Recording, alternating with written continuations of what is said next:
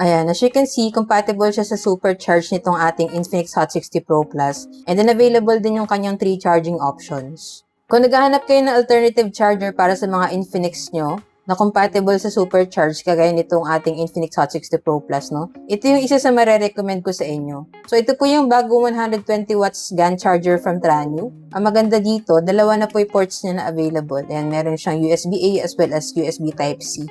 Tapos, compatible siya dun sa 3 charging options nitong ating phone, no? Ito po yung aking Infinix Hot 60 Pro Plus. Ibig sabihin, compatible siya dun sa charging protocol ng mga Infinix, Itel, and Tecno phones. So, dito naman sa ating Samsung phone, naka-super fast charging din po ito.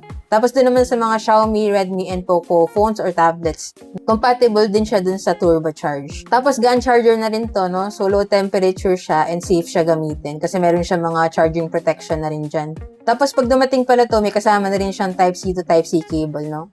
So, ngayon, itry po natin para mapakita ko sa inyo. And as you can see dito sa aking Infinix phone, naka-supercharge siya. Tapos, available yung kanyang 3 charging options.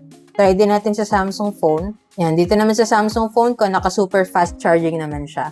Dito sa tablet ko, naka-quick charging siya kasi 18 watts yung maximum capacity nito. Dito naman sa Oppo phone ko, naka-fast charging kasi 15 watts naman yung kanyang maximum capacity.